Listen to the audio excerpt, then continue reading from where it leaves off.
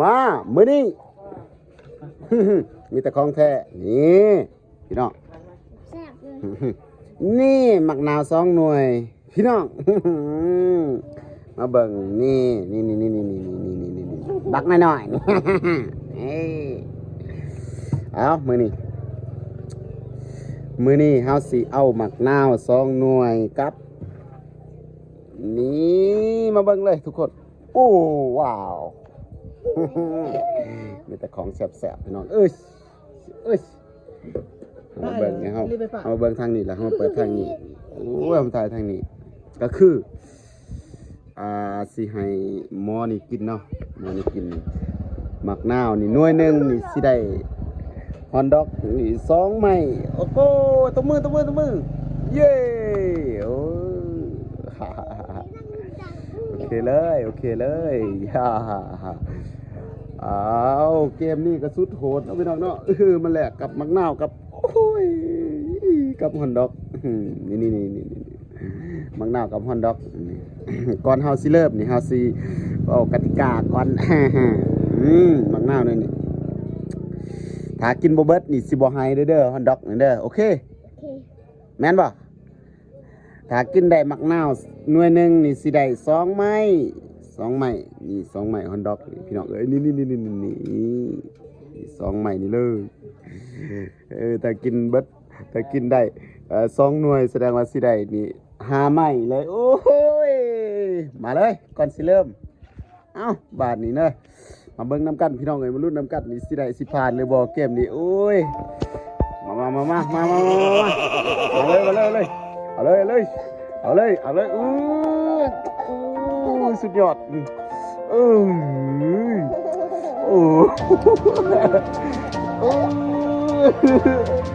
สมละโอ้ยได้สมราคาเลยเนาะโอ้ย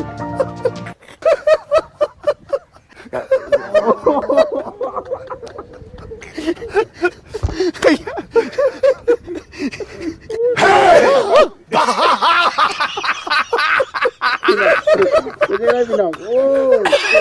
ยพี่น้องจะได้พี่น้องdet var helt ออกอาการนะพี่น้องเลยโอ้ยบ่ได้แล้วพี่น้องบ่ได้แล้วเป็นจังได๋กินต่อบ่หรือว่าจังได๋เอาต่อบ่มาเอาบ่เอาอีกบ่บ่ได้เด้หั่นยังบ่ทันได้แล้วเด้นี่เด้ยังบ่ทันได้ชนะได้หั่นยังบ่ทันได้เด้สิกินอีกบ่พยายามสู้ต่อบ่สู้บ่โอเคมาหอบใหม่บางอย่างนี่เสียหลักเอาเบิ่งบ่สินับแต่1 2 3เด้อ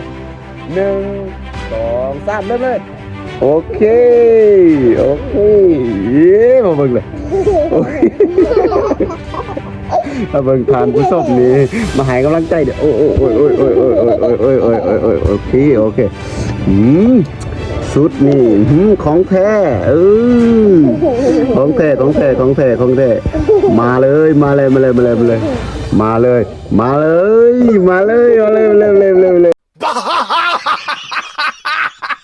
มาเบิ่งกันโอ้ยเฮียบ่ให้เฮียเด้อเว้ยเฮ้ยบ่ให้เฮียเด้อโอ้เอาแหลมมาแล้วโอ้ยเป็นจังได๋นี่หอบ2นึง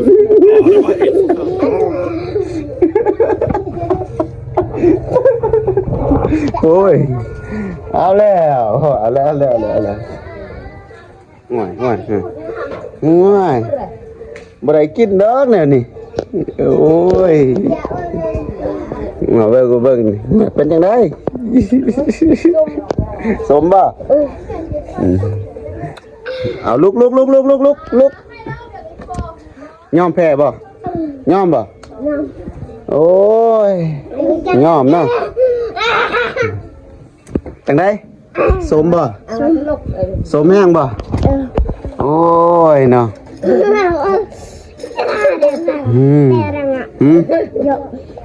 โอ้ยนี่มันเป็นจังได๋น้ำลายบ่นี่โอ้พี่น้องโอ้ยเพิ่นว่าสมลายเอาแล้ว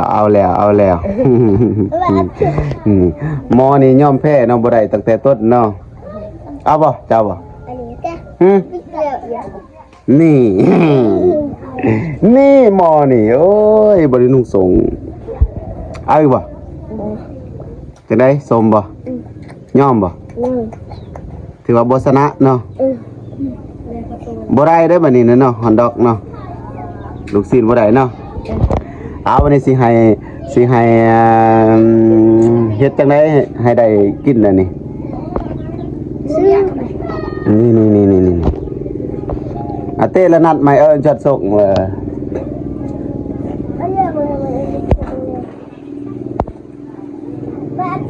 ่สิได้เสียดจังได๋สิได้กินนี่เนาะฮะโอ้บ่ฮู้อ้าวบัดนี้ก็ขอมอบนี่เป็นรางวัลสมเสยเด้อให้อันนึงเนี่ยเอาตบมือโอ้ยได้เนาะเอาเบิ่งกินลูกศิษย์มาเลยกินเลย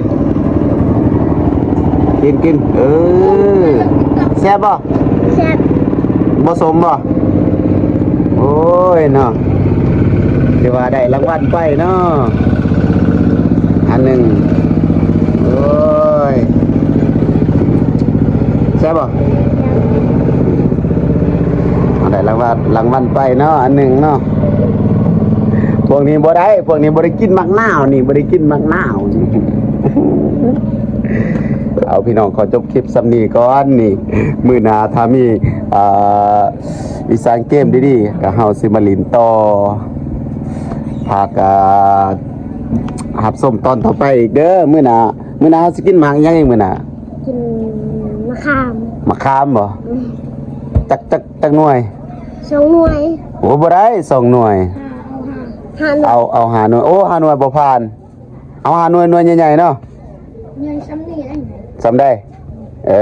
กินซ้ำนั้นเนาะใหญ่เนาะโอ้ถือว่า ฝากติดตามตอนต่อไปเฮาสิกินมะขามเนาะมะขามสิแลกยังเอาขนมหรือลูกชิ้นเอาลูกชิ้นคือเก่าโอ้มันได้ขอถือว่า5 หน่วยมะขามสิเอาลูกชิ้นจักไม้ไม้หนึ่งสิคุ้มบ่ไม้หนึ่ง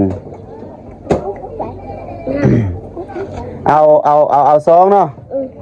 เอา2โอ้ยมาเฮาสิมาเบิ่งนำกันว่ามื้อหน้านี้นี่มาเบิ่งนี่เพิ่นยอมแพ้ของยานี่โอ้น้ำลายจนเฮยเลย แล้วมะขามแล้วเฮาสิกินอีหยังต่อบ่ต่อไปมันหลังจากมะขามแล้วเฮาสิกินกล้วยเนาะพูนกล้วยพุ่นเฮาสิกินกล้วยเบิ่งสู้ให้เบิ่งเฮาสิกินกล้วย V1 กล้วยดิบนี่ถ้ากินได้ V1 นี่สิให้จักไม้ลูกศิษย์10 ไม้เลยได้บ่บ่ปอกบ่หยังได้กินเลยเด้ได้บ่เนาะเอาเนาะเอาบ่เอา2 คนมื้อนี้ก็กินบ่เอามาเบิ่งเข้ากล้องนั่นแหละมีแต่อยากมาเบิ่ง EP ต่อไปเนาะเฮาสิให้กินมะขามไม้หนึ่งสิได้หรือบ่ทุกคนบ๊ายบายโอเค